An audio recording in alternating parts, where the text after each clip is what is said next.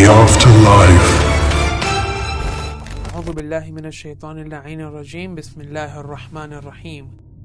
Brothers and sisters, Assalamu alaikum wa rahmatullahi wa barakatuh. Thank you all for joining us on this series yet again. While in today's video we are going to discuss three fundamental topics of death.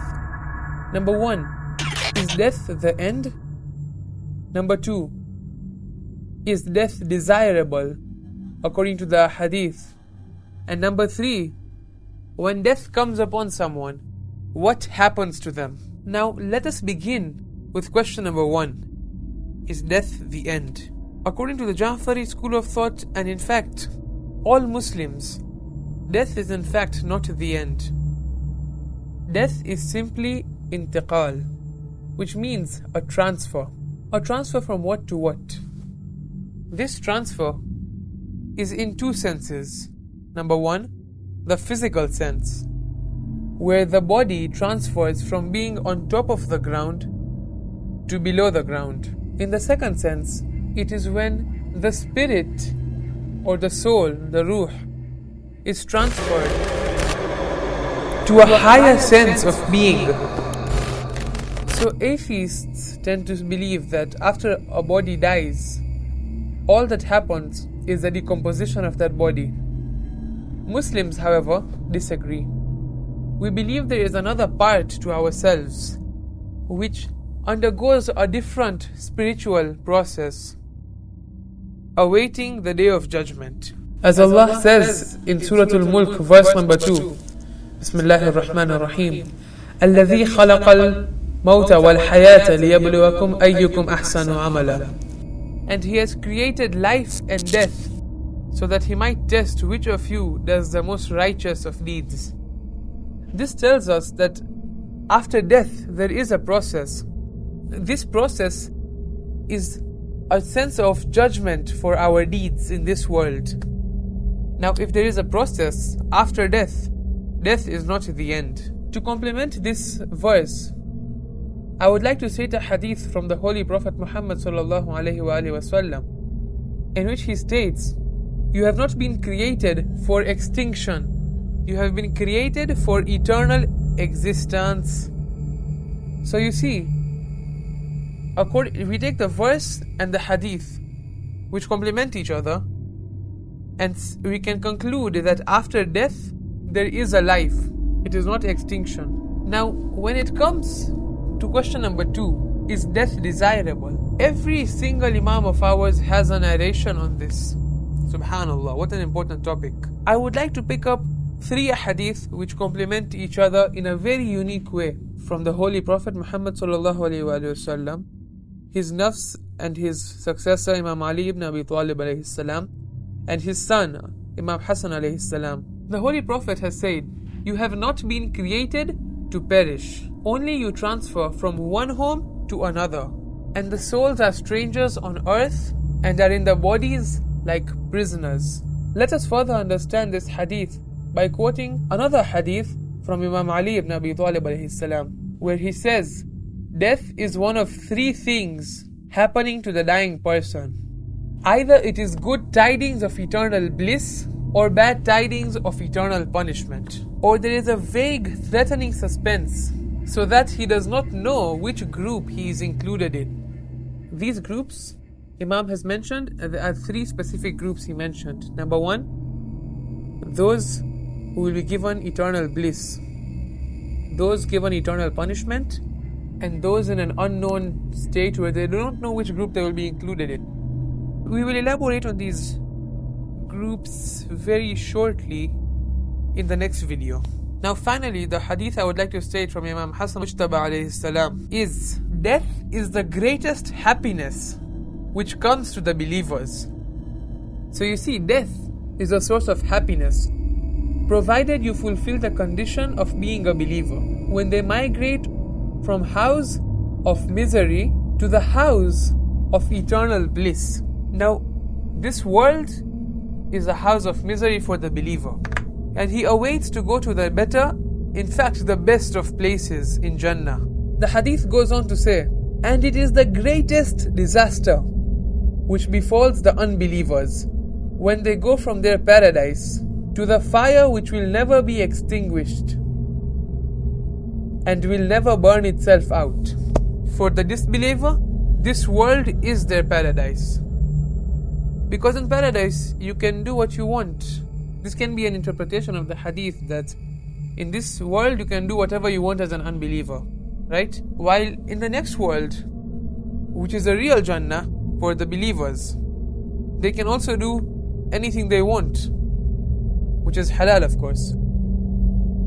Now, when you see Jannah, you can imagine they can do what they want in this world happily. But in the next world, if you are a Muslim and you see people enjoying this world, you can take solace in the fact that while they can enjoy themselves in this world, ultimately the true mu'min and Muslimin will have the enjoyment. Because they will be burning in a fire that is never extinguished, nor is it ever burnt out. So far we have covered two aspects of this video. Now the third aspect is when death comes upon someone, or to put it in simple terms, when someone is dying, what is happening to them in that moment? He sees three things claiming to be his friends. One of them says, I will be with you until you die. The other one says, I will be with you until your grave. The last one says, I will be with you for eternity. What is the first one? The first one, which stays with you until your death, is that of your wealth, which you have accumulated in this world. The wealth you have accumulated in this world is useless to you in the next world.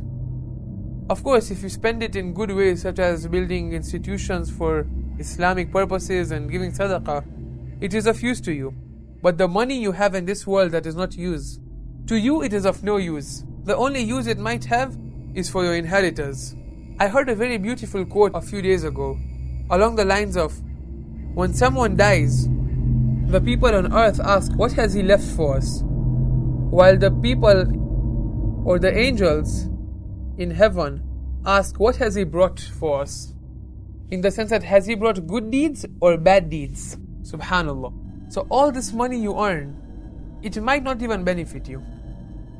I would like to tell you a short story at this junction, which very beautifully narrates how useless this world's wealth could be if not used in the right ways.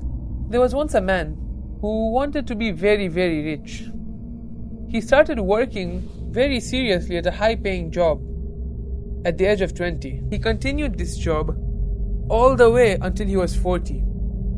He saved all his money in misery, not giving a single cent in sadaqah or helping the local community, or any community actually. He stopped praying. He stopped fasting because it didn't let him focus on his work. With all this money he had, Hajj was wajib on him, and he did not go to Hajj. One day, he decided he had worked enough. He went to the bank and withdrew all his money. He had multi-millions in his car, just going. He reached his doorstep, and there he saw a tall figure. This was Malakul Maut, waiting to take out his soul. At that point, right after he died, his inheritors, who were now his inheritors, took all his money while he stayed in hell, which will be elaborated on, not the literal hell, just a small version of hell in the grave, because he did not pray, he did not do his wajibat, and he did not even repent. His inheritors enjoyed while he suffered, simply on the basis of earning wealth. Now, coming back to the three friends you see, we have discussed one friend, who is your wealth, stays with you until your death. The second friend everyone sees, who claims to be with them until their grave, is their family. I'm sure you've seen that once everyone leaves the grave, the family usually stays back. They recite Surah Al-Fatiha, Surah Yasin, etc. for the benefit of the soul of the believer. However, once they leave, they might come back in a few days, and then after 2 weeks, gradually the time increases until they might not even visit the grave for years on end. They will not even remember the marhumin, whom they buried and cried for not very long ago. And lastly, the last friend is your deeds. Your deeds stay with you for eternity. It is stated in some narrations that your deeds will take figures and will just stay with you forever, locked to you. Wherever you go, they will follow. He who has good deeds will have a good figure with him, and he will be very happy. However, one who has more bad deeds will want to get as far away from his deeds figure as fast as possible. It is also very important here to mention that when a person is dying, he feels immense thirst. I do not know the reason, but he feels immense thirst. Even at that time, shaitan is dedicated to making you a kafir. May Allah save us from this shaitan and the fitna of shaitan. What happens is, shaitan comes on the left side of the body, offers you water, provided you do shirk. You take another god for Allah, or you associate a god with Allah. However, an angel on your right side descends, and he tells you to do the right thing and not commit shirk. It is at this moment the person's faith is truly tested on whether he will commit shirk or not. Another thing I would like to mention here is, Imam Ali has told Harith of Hamadan in the following narration that, "O Harith of Hamadan, whoever dies sees me, whether he dies a believer or a hypocrite." Of course, as far as the believers are concerned, we would all be very happy to see Amir al-Mu'mineen after our death. However, some people would be very, very scared of seeing Imam Ali in their graves or while they die.